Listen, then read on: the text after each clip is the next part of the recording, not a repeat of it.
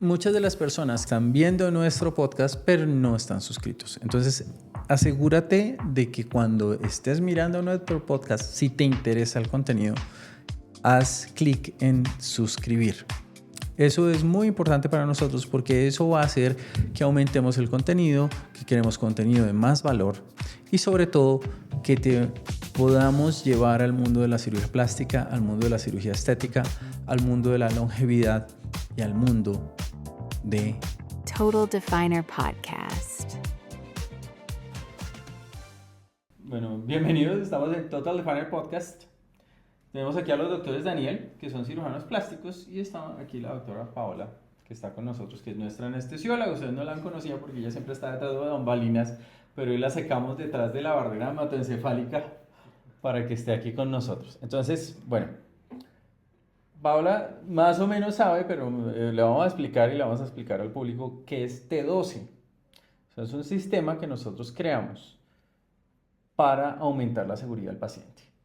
Entonces, es un sistema en el cual todas las palabras empiezan por T, en inglés.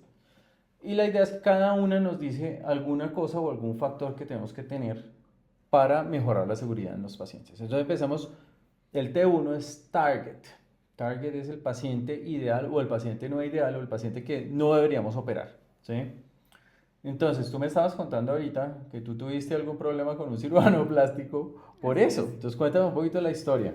Bueno, un poco resumido, una paciente que venía del extranjero, Ajá. le habían diagnosticado hacía 6 meses una OCA de seno y venía para realizarse una liposucción con una lipectomía reversa.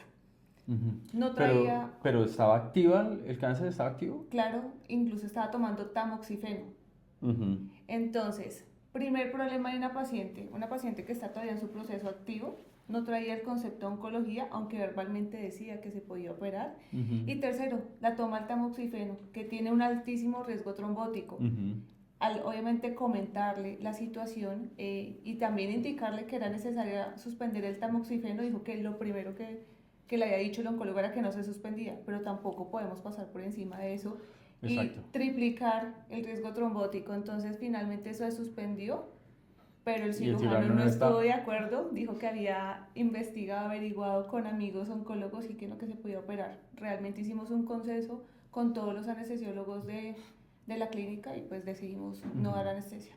Bueno, entonces una de las cosas que es importante saber es que el anestesiólogo es el que toma la decisión de si se opera o no se opera un paciente, por encima del cirujano. Entonces, porque él es el que tiene que cubrir las bases de que el paciente esté en las condiciones para operarse, que no vaya a tener una complicación, que sea previsible, ¿cierto? Y en últimas es la persona que está encargada de que el paciente sobreviva a la anestesia y que le vaya bien después de la anestesia. Los cirujanos son los que nos encargamos del paciente después del acto anestésico, ¿cierto? La idea es que nuestra misión es hacer la cirugía y después controlar al paciente y guiar su postoperatorio. Para los que no saben, ¿qué es el tamoxifeno? El tamoxifeno se usa en cáncer de seno para reducir la posibilidad de crecimiento de tumor y la posibilidad de metástasis en ciertos tipos de tumores. El tamoxifeno es una droga hormonal, entonces precisamente hay tumores que se reducen con la reacción hormonal, pero el tamoxifeno, así como es una hormona, también va a aumentar el riesgo de trombosis y es un riesgo alto porque el tamoxifeno no se da unas dosis pequeñas, el tamoxifeno se da unas dosis altas precisamente para que tenga un efecto oncosupresor, ¿sí? Y las pacientes duran años con tamoxifeno. O sea, hasta que no les digan que no están en remisión, los pacientes no pueden suspender el tamoxifeno. Y ahí es donde viene el lío. O sea, si está con tamoxifeno, esa paciente no está en remisión. Punto. Y como siempre hemos dicho, la cirugía plástica estética está hecha por la paciente sanos. Exactamente. Entonces ahí es donde viene. Es un paciente que no es sano, no es un paciente que se va a operar, ¿sí?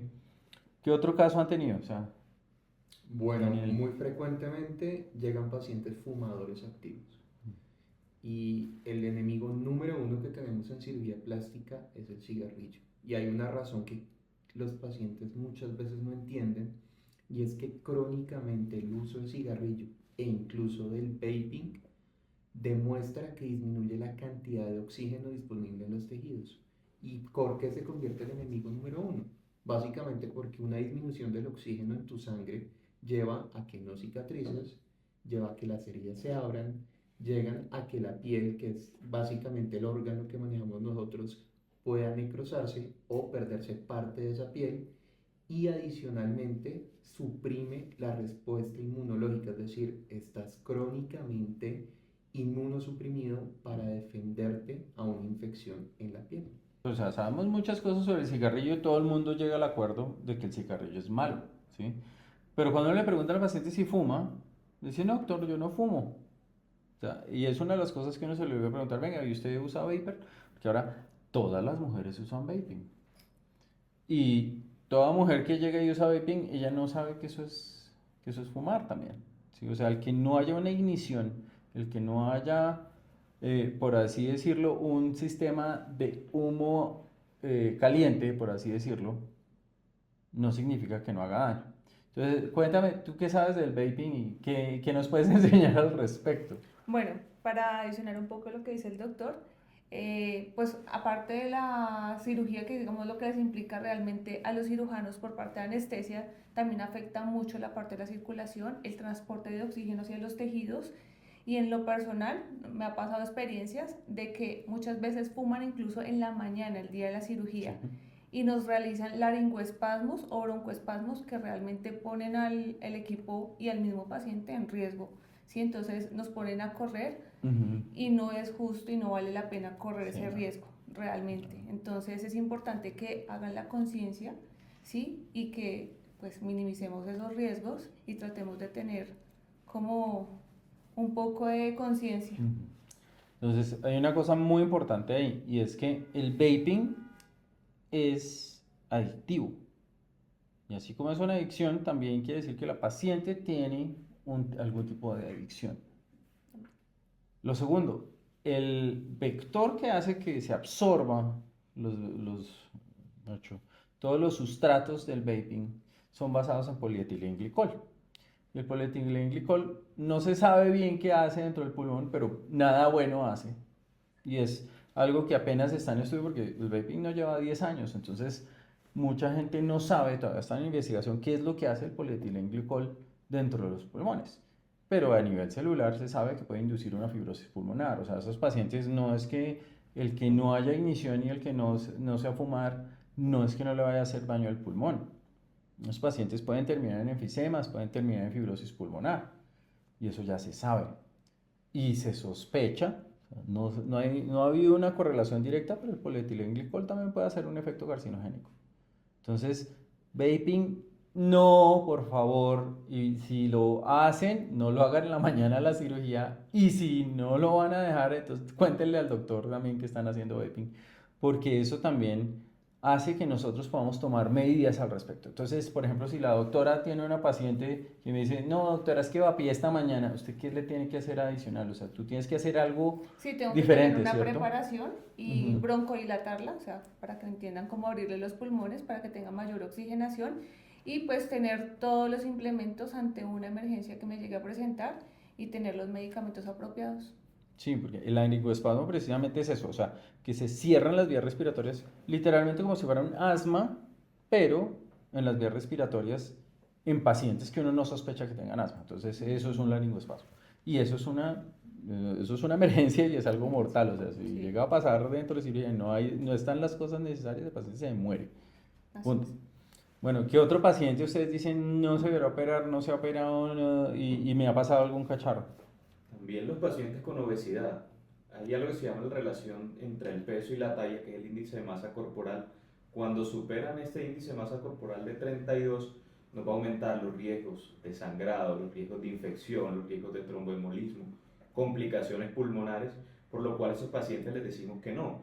Pero no es un no definitivo, sino hay que bajar de peso, hay que bajar ese índice de masa corporal de 32, hay muchas maneras de hacerlo, y en ese momento ya podemos tener esa cirugía, pero antes de eso es imposible. Bueno, ahí viene el gran dilema, porque dicen, no, es que la lipo es para los gorditos. Sí y no.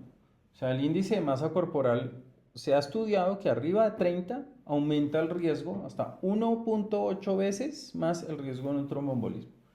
que es uno de los riesgos más grandes que nosotros tenemos en cirugía plástica. Y lo otro es que nosotros pensamos que los gorditos, puede haber gorditos sanos y eso no es cierto. O sea, nosotros, una de las cosas que aprendimos de COVID, que eso la gente que sí sabe medicina, como los anestesiólogos, lo tiene claro, pero nosotros no lo tenemos tan claro. Y es que un obeso tiene enfermedad de inflamación sistémica. Si tiene una enfermedad metabólica, tiene una resistencia a la insulina y eso hace una enfermedad sistémica, hace que está inflamado todo el tiempo y eso aumenta los riesgos que Daniel estaba diciendo. Infección, tromboembolismo, depresión inmunológica, sangrado. Ahora, ¿tú qué opinas de los pacientes obesos? O sea, por ejemplo, ¿hasta dónde llegas tú en un término, digamos, no de cirugía plástica, pero por ejemplo, tocó hacerle un apéndice a un paciente obeso? ¿En qué cambia lo que tú haces en cuestión de planeamiento para ese paciente, para una anestesia, por ejemplo? Bueno, los pacientes obesos creo que tienen un reto para nosotros porque la gran mayoría, no todos, pero la gran mayoría se consideran de vía aérea difícil. Entonces, digamos, por ahí empezar, el abordaje de la vía aérea es un poco más complejo.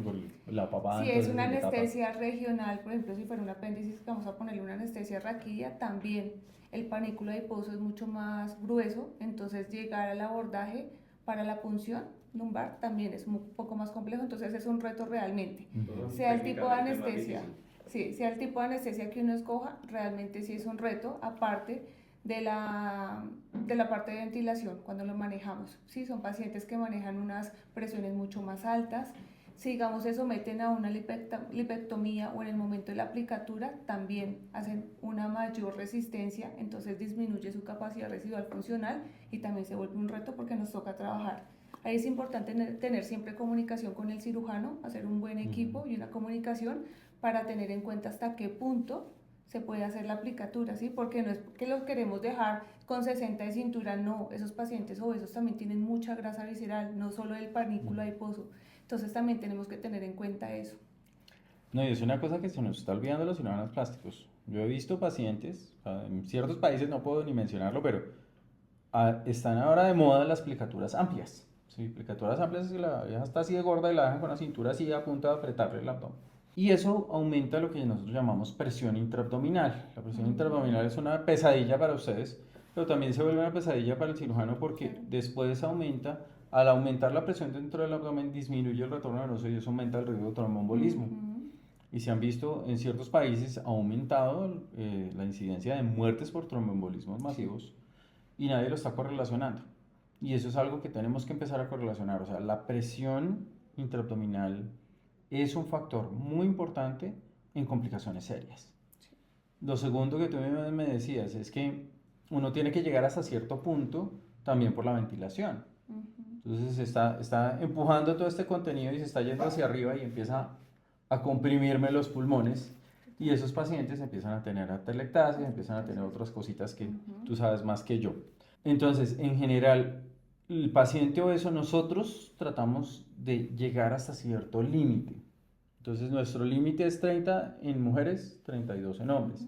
¿Por qué hay una diferencia entre hombres y mujeres? Más porque los hombres tienen una reserva, por así decirlo, una dermis más gruesa, entonces pueden tolerar un poco más, extraer un poco más, tienen unas hemoglobinas más altas, entonces uno le puede extraer un poco más. Pero pues también hay ciertos factores hormonales en las mujeres que hacen que uno también tenga que ser un poco más cauteloso con respecto al índice de masa corporal versus lo que uno le puede extraer. Hablemos un poco de hormonas. Entonces, ¿tú qué nos dices, por ejemplo, con respecto a las pacientes que están con anticonceptivos, con terapias de reemplazo hormonal, tamoxifeno? ¿Qué hace eso en una anestesia para ti? Bueno, la evidencia demuestra que pacientes que toman anticonceptivos, reemplazo hormonal, todas esas pacientes se les aumenta el riesgo de formar trombos o hacer un episodio de trombosis venosa profunda o un TEP. Entonces, la evidencia nos ha demostrado que se deben suspender un mes antes, ¿sí? Muchas veces nos llegan incluso 8 días antes a la consulta. Igual con que lo suspendamos una semana no hace tanto la diferencia, pero ahí es donde nosotros tenemos que pecar por exceso y hacer una muy buena profilaxis antitrombótica, tanto con las medidas, el compresor vascular y los anticoagulantes postoperatorios. Bueno, eso, ahorita vamos a hablar un poquito más a profundidad de eso, pero sí es importante saber que una terapia de reemplazo hormonal, cualquier tipo de anticonceptivo, hace que nosotros tengamos que repensar también el riesgo.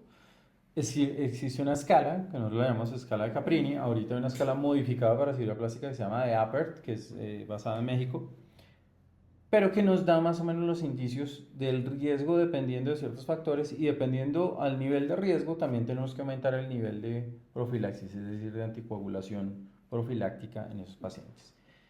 ¿Qué otros pacientes tú dices no se deberían operar? Pacientes con patologías descompensadas. Entonces, el hipertenso, el diabético, que no esté ujú. compensado. Muchos pacientes aquí, sobre todo nosotros estamos aquí en Bogotá, los pacientes hipertensos cuando llegan aquí a nivel del mar versus nivel del mar versus a una altura como la de Bogotá, que son 2.600 metros, Ujú. todos nos llegan hipertensos, todos se descompensan. Entonces, ¿qué pasa con esos pacientes? A pesar de que se supone que están normales, llegan acá y la presión se les sube. ¿Qué hacemos? ¿Qué hacen ustedes?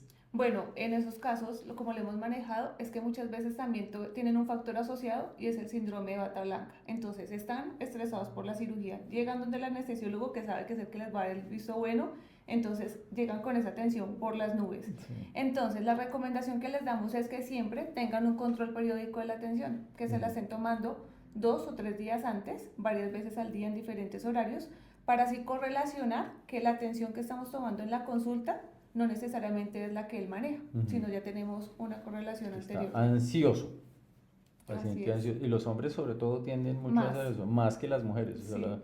los hombres tienden a modificar su tensión arterial por efecto de acá, Ujú. más que las mismas mujeres. Ahora sí hablemos, vamos aquí al fondo del asunto. Enfermedades autoinmunes. También esos pacientes no se deberían de operar. Entonces, porque nosotros Hombre. tenemos grupos de chats de cirujanos plásticos. Y empiezan, ay, es que tengo una paciente con lupus, pero está controlada y está con metotrexate y está con no sé qué más, entonces está todo bien, entonces, ¿qué le hago? Hay un problema muy grande con las enfermedades autoinmunes y es que independientemente que estén controladas o no, la cirugía sigue siendo un trauma.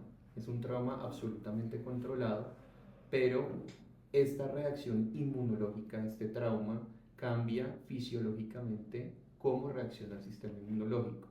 E independientemente que tenga los medicamentos y que tenga absolutamente controlada su enfermedad, esta cirugía puede ser lo suficientemente fuerte para desencadenar y descompensar su estado. Entonces ya no solamente tenemos los cambios secundarios a la cirugía, la inflamación, la pérdida de sangre, el dolor, todos los cambios que produce propiamente la cirugía, sino que adicionalmente la enfermedad que estaba previamente controlada se puede descompensar y producir en el paciente muchos cambios, no solamente en la piel, sino en el corazón, en el pulmón y en todo su sistema. Entonces, realmente, yo siempre lo que digo, esas pacientes son una bomba de tiempo. Correcto. Es una paciente que está bien, todo está muy bien. Yo solamente acepto pacientes que tienen lupus para quitarle los implantes. ¿Sí? Porque son pacientes que tienen implantes de seno y ese implante de seno puede estarle generando una inflamación suficiente como para descompensarle su lupus. Pero de resto a mí no me gusta operar pacientes, o sea, ni con síndrome antifosfolípido, ni con lupus, ni con nada de esas vainas. Ya que la doctora sí sabe de ciencia, entonces cuéntenos un poquito qué pasa con las enfermedades autoinmunes y sobre todo con la cascada de coagulación y todas esas cosas, porque sobre todo nosotros vemos mucho síndromes antifosfolípidos que están correlacionados más con pérdidas de bebés. Y entonces la paciente ni siquiera sabe que tiene una enfermedad autoinmune, sino son pacientes que tienen 3, 4 embarazos y todos los han perdido. Y a veces uno tiene también que empezar a conectar los puntos y decir, venga, ¿cómo así que usted ha perdido 4 embarazos? ¿Y qué le dijo su doctor? No, no me habían investigado nada, me dijeron que eso era de mala suerte o que no sé qué, y que no sé qué. Entonces todas esas pacientes tienen que tener una investigación de por qué están perdiendo embarazos, síndromes procoagulatorios. Entonces son pacientes que no, es que mi mamá tuvo trombos y mi abuelita tuvo trombos, a mí sí no me ha dado nada. O no, a mí me dijeron que tuve un trombo, pero no me pasó nada. Entonces esas pacientes tienen que investigarse eso y de una vez, pues, acuérdense, nosotros tenemos que operar pacientes sanas. Esa paciente no se puede operar. Cuéntanos un poquito más a fondo ¿Qué pasa con las enfermedades autoinmunes y anestesia directamente y complicaciones posanestésico también? No, o sea, Para el protocolo prepararlos. es que no se operan. Me ha tocado algunos, sí, con algún cirujano. Y lo mismo, era una explantación mamaria, una paciente con un lupus. Ujú. Pero siempre nos curamos en salud y viene vista primero por Por su especialista. reumatólogo. Totalmente. Ellos vienen con azatioprina o con alguna vaina, o sea, Sí. metotrexate o alguna Nosotros vaina, esa llegan a es la que cirugía con siempre- eso. Exacto, O sea, pero que no ellos, sea el mismo día de la cirugía la toma, por ejemplo. o sea, ellos tienen que directamente. suspender también Sí, sí, y siempre avalado por el reumatólogo. los inmunosupresores una Ujú, semana antes. Sí. O sea, eso es lo mínimo. Ujú, Ah, ok, ok. No, eso no lo sabía, eso es Sí. una parte interesante, porque aparte, o sea, a usted les toca a veces darle anestesia, porque, Sí, o sea, claro. si es una vieja que le da una apendicitis, que le da una Pues es una colecistitis, pues urgencia. toca operarla, Ujú. nada que hacer. Entonces, esa es la parte que nosotros nunca nos enteramos, porque uno simplemente le dice negada y se acabó, pero uno no sabe qué pasa cuando de verdad toca operar a una paciente de esa, Claro. ¿cierto? Incluso hasta las mismas pólizas también muchas veces niegan la póliza. Si el cirujano o el anestesiólogo quieran operarla, no. Sí, Y sí, sí. realmente ellos siempre piden de soporte la valoración del reumatólogo. Eso es en realidad un factor de protección adicional que nosotros tenemos. Total. Porque las pólizas en cierto sentido, ya por condiciones económicas que a ellos no les conviene que se compliquen los pacientes, pero en cierto sentido nos cubren la espalda. Claro. Que dicen, no dice, mire, la póliza no la cubre, es algo que sucede aquí en Colombia, no sucede en otros países, pues los pacientes tienen una cobertura que es de un seguro, que llamamos una póliza, ese seguro cubre complicaciones hasta 30 días de solamente cirugía plástica. Entonces, muchas instituciones, por ejemplo nosotros donde operamos, la mayoría de las clínicas de los hospitales ahora hacen reglamentario que ese paciente pueda tener una póliza, es decir, que esté aprobado por un seguro en caso de que eso suceda. Entonces también se quedan un poco cruzado en el sentido en que uno no puede operar pacientes que no los acepte la póliza, así uno quiera. Entonces, eso a veces no es tan malo. Ahora sí, vamos al tema que habíamos dicho. Si tú eres venezolano o venezolana, esto te interesa mucho, porque esto puede depender tu vida. Vamos a hablar de un síndrome específico que sucede solo a los venezolanos. Y realmente no es esto no es algo racial, esto no es algo discriminatorio, es algo que sucede por tus genes. Entonces vamos a hablar del síndrome de mutación mitocondrial. Eso es algo que apenas se está viendo, pero que hace esto. O sea, ejemplo, un niño de origen venezolano llega a hacerse una cirugía. Realmente pasa mucho en niños. Vamos a establecer un caso, un niño que le tienen que hacer una cirugía de valvas uretrales. Valvas uretrales son que el niño tiene en su vía urinaria, tiene como unas valvulitas que hacen que no orine bien. Entonces esos niños terminan haciendo unas infecciones urinarias y empiezan a tener problemas. Y es una cirugía en la cual simplemente el urólogo mete un tubito por la vía urinaria y rompe esas fibritas y ya. O sea, es una cirugía de 5 minutos, ¿cierto? Podría decirse que es la cirugía más sencilla que existe. Le van a inducir la anestesia y el niño empieza a hacer un paro respiratorio y se muere. Ya, por una cirugía programada, una cirugía que pasó todos los controles, es decir, todos los exámenes estaban bien, el niño estaba bien, el niño estaba sano, no estaba teniendo síntomas, no tenía una infección, no tenía nada. Entra anestesia y se muere por la anestesia. ¿Qué pasó, doctora? Bueno, para dar un poquito como más amplitud al caso que estás dando, resulta que esos casos se empezaron a reportar desde el 2025, desde el año pasado, y lo que llevamos del 2026 realmente empezaron en niños, ¿sí? Y cuando se empezó a estudiar e investigar, se empezaron a dar cuenta que eran venezolanos, pero pues todos los ¿Qué les venezolanos pasa? no presentan. ¿Qué pasa? Esos pacientes, los O sea, niños ¿qué en síntomas especial, tienen? O sea, todos son casos súper difusos, todos son muy diferentes y todos tienen una presentación muy diferente. Muchas Wow. veces puede llegar a anestesiarlos uno y todo el proceder quirúrgico se llevó con éxito y en el momento del despertar es que no despiertan. ¿No se despiertan? Esa es una de las presentaciones. Dios santo. Otras presentaciones Ujú. pueden ser convulsiones, Ujú. ¿sí? Otras cosas es que hagan también paro respiratorio o paro cardíaco, ¿sí? Así, un paro En de la pleno- nada. Exacto, en plena inducción. Entonces, han sido casos como tan diferentes en todas las partes que se han investigado, que se han presentado esos casos. Entonces, empezaron a notificar esos casos y casualmente todos eran venezolanos. Ujú. Entonces, Se reportaron casos inicialmente en Chile, en Estados Unidos, en España, y empezaron a evidenciarse que todos eran de una población específica que es la de Carabobo. Entonces no quiere decir que todas las pacientes venezolanas tengan riesgo anestésico alto, no, realmente no. Toca hacer un énfasis en esas pacientes o investigar muy bien cuando nos llegan a nosotros, ¿sí? Entonces, evaluar que sean pacientes de un linaje materno o en la abuela, que sea por parte materna, que sean de esa región en específica de Carabobo. Entonces eso es un o sea, factor de tienen riesgo. un factor ligado Linaje materno. al linaje materno. Eso Ok. es un factor de riesgo. O sea, es ligado al X. Exacto. Otro factor de riesgo es cuando hacemos el interrogatorio en la valoración preanestésica o incluso cuando les llega a ustedes en la valoración, investigar que la familia materna o cualquier parte de la familia haya tenido complicaciones anestésicas, ¿sí? Complicaciones en que no hayan despertares o incluso complicaciones de que después lleguen a presentar deterioro neurológico después de una anestesia. Esos son importantes y toca pues siempre tenerlo consignado en la historia clínica. Ok. ¿Qué pasa con esos pacientes? ¿Cómo se pueden diagnosticar? Porque tú Bueno, dices que llegan y es una sorpresa, o sea, nadie sí. sabía qué pasó y ¡tin! Bueno, todavía estamos en estudios, todavía no hay una evidencia, ¿sí? Realmente en la anestesia, cuando hay una evidencia incompleta y cuando el fallo a un daño que sea mortal es muy elevado, lo mejor es la prudencia clínica. Creo que eso también es una medicina basada en la evidencia. Entonces lo que toca hacer es un buen énfasis en esos pacientes. Si se puede investigar, sí, pero hay estudios genéticos, pero primero el tiempo y el costo, que muchas veces pues... Sí, o sea, ya se existe pone un test difícil. genético que puede determinar si tienen ese gen o no. Entonces eso sería lo ideal, o sea, en un mundo ideal decirle, bueno, tomes este test de genético, si tienen la mutación, lo sentimos mucho, no te podemos operar, o ¿qué se puede usar en esos pacientes si toca hacerles anestesia? Bueno, entonces hacemos lo que decía ahorita, el énfasis clínico, investigar muy bien a esos pacientes. Si son pacientes que los catalogamos en alto riesgo, evaluar riesgo-beneficio. Realmente es importante la cirugía.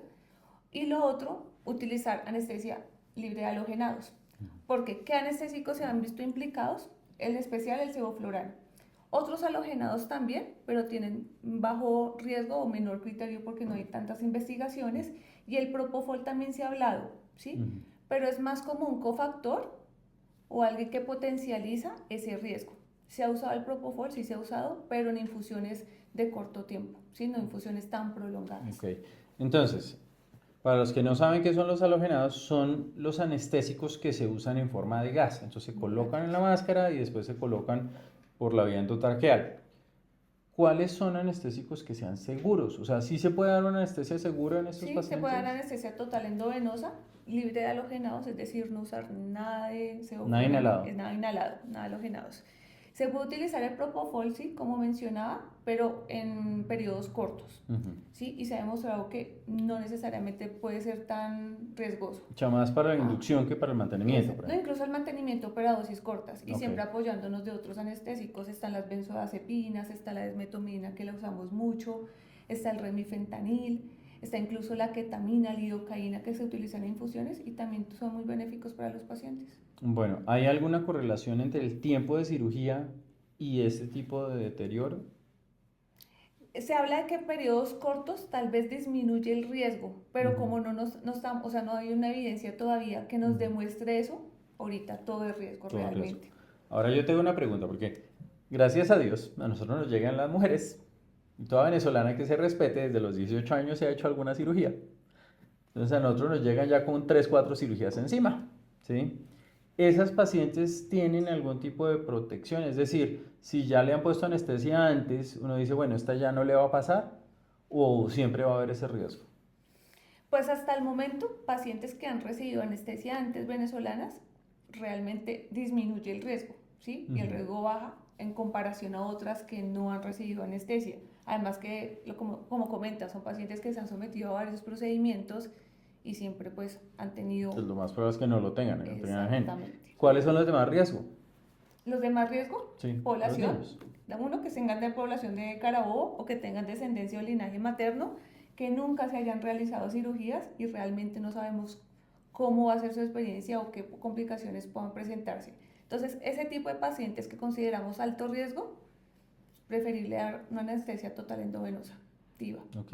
Ahorita, tú me decías que tú trabajas en varios sitios y que en la otra clínica donde tú trabajas tienen un protocolo de TIVA solamente para pacientes venezolanos en general, Sí. ¿sí? ¿Cómo funciona eso?